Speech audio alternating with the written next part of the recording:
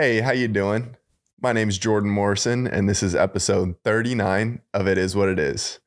And we made it another week. There was highs, there was lows, there was everything in between, but we made it out alive. Couple bruises, couple bite marks.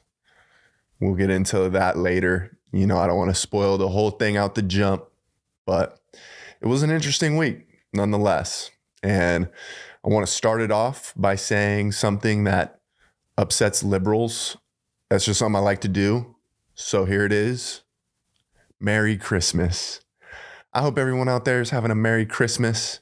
I wish you a Merry Christmas. It's what I celebrate.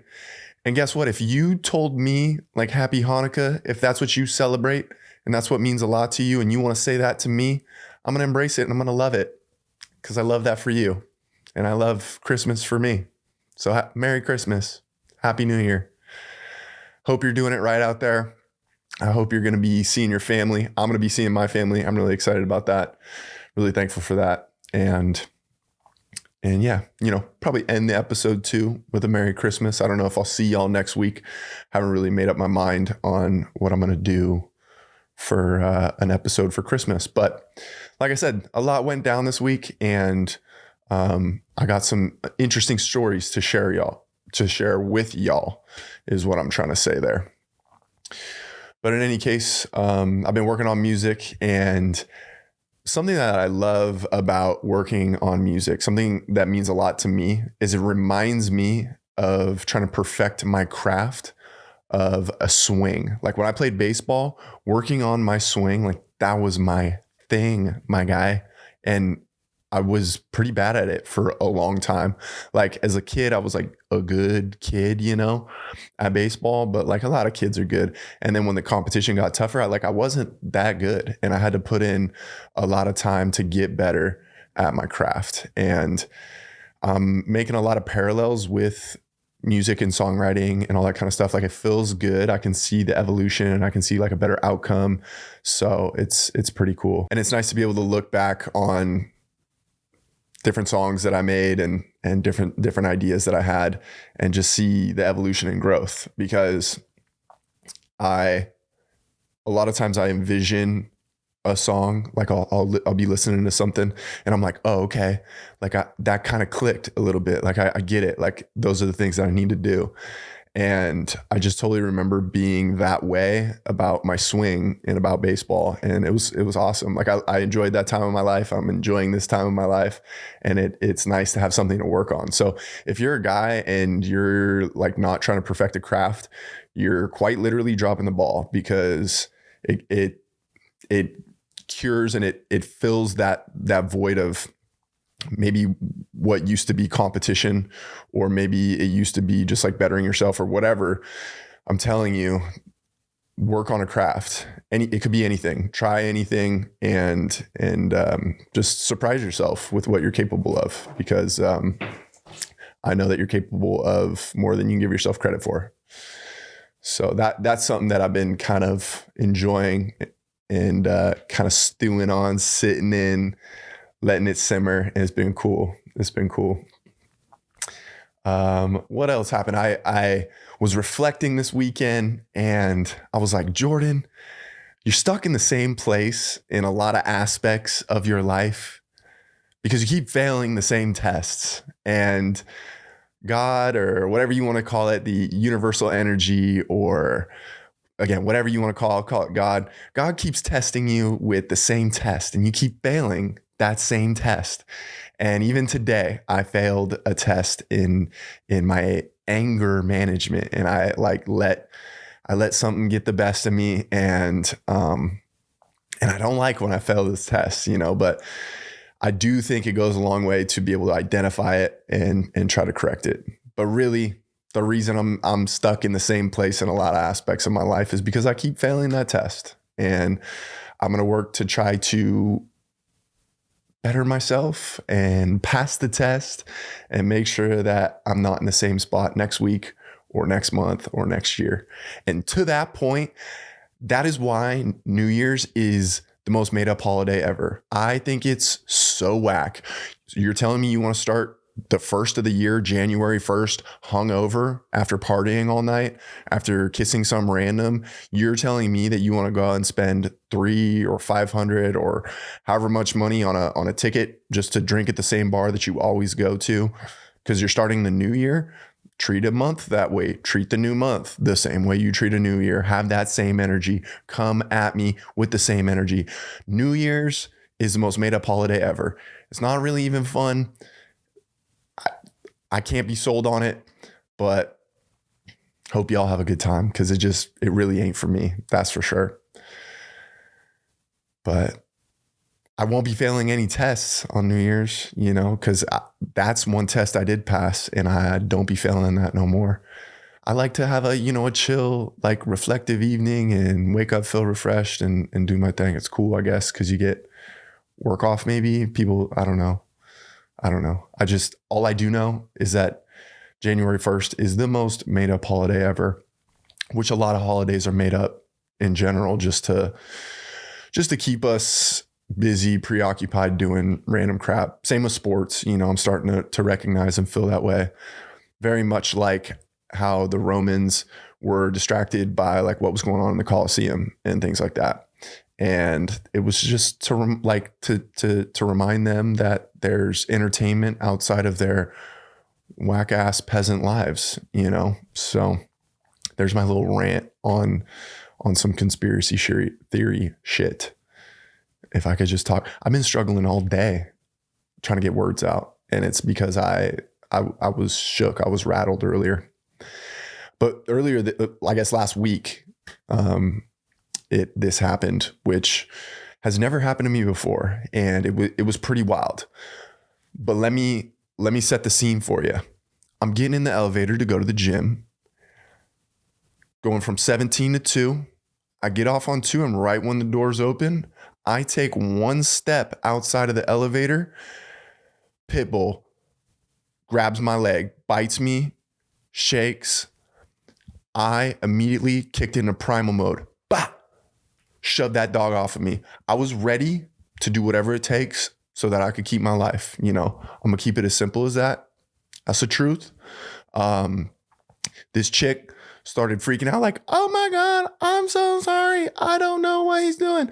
Like, she had control of that dog, and I'm watching that dog like I'm watching him. That's all I could really say. I'm watching him like he had just bit me and was trying to take my life. That's how I was watching him.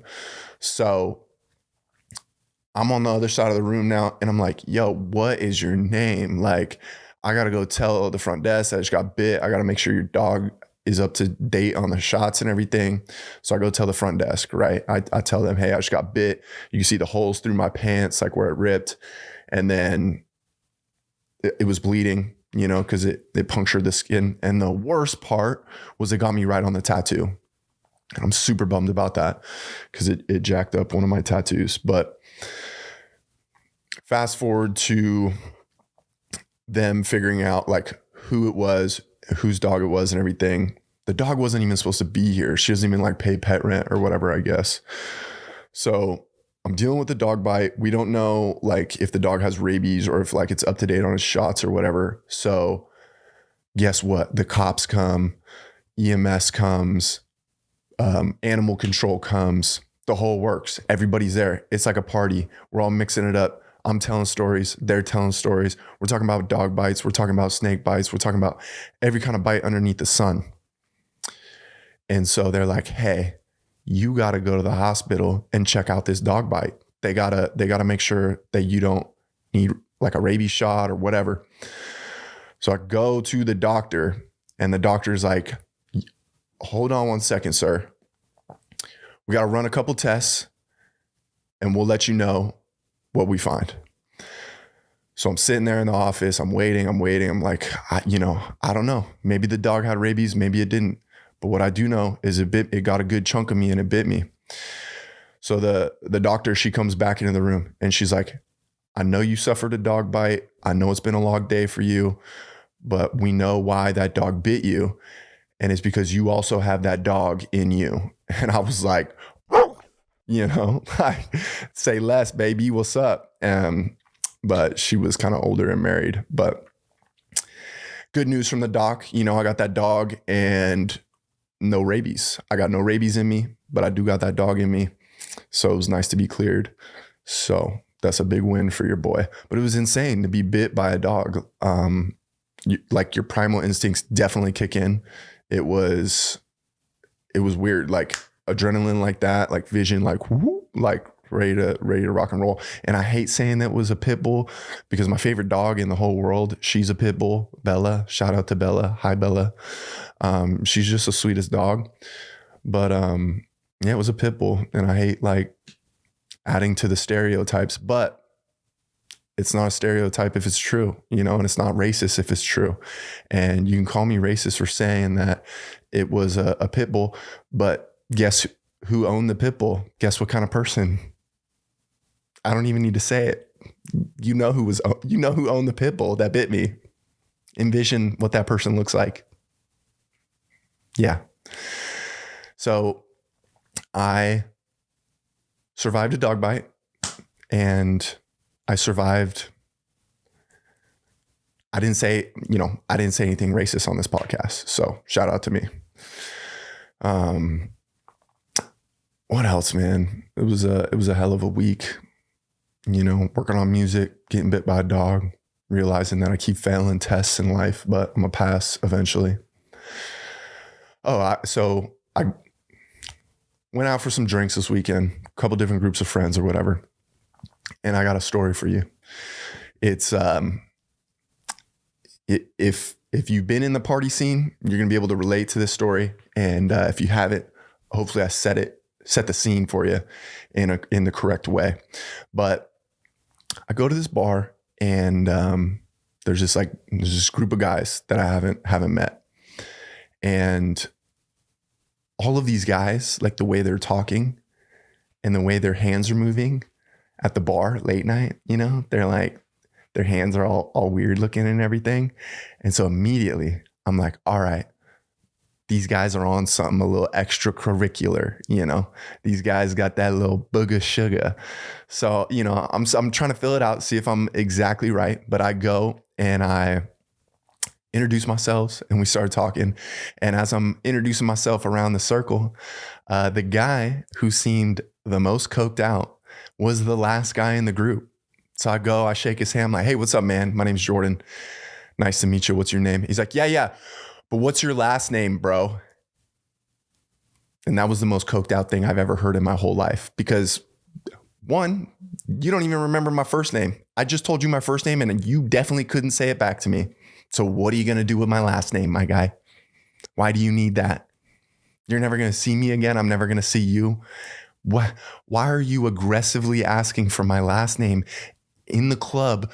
We can't even hear each other. What's my first name? Tell me my first name. Tell me my first name, my guy. Just why do you need my last name? Why do you got to come at me like that with your Coke hands and wiping your nose and like just take my first name and run? The only person I'm giving my last name to is my wife. And I hope she's watching. I love you, baby. But yeah, if you've been around that, if you know anything about that booger sugar, you know that when a dude's aggressively out of his mind, he'd be asking crazy questions like, yeah, but what's your last name, bro? Insane. Don't know what to tell you. Sorry. I mean, I told him my last name, but I'd love to get that guy sitting right here and be like, hey man, what is my name? You asked for my last name. Did you remember it? Because I don't think he's remembering it. But it was a week. It was a good week. It was interesting. Hope I pass my tests next week, No rabies, got the dog in me. This is episode 39. It is what it is, baby. I'm out of here. Love y'all. Later.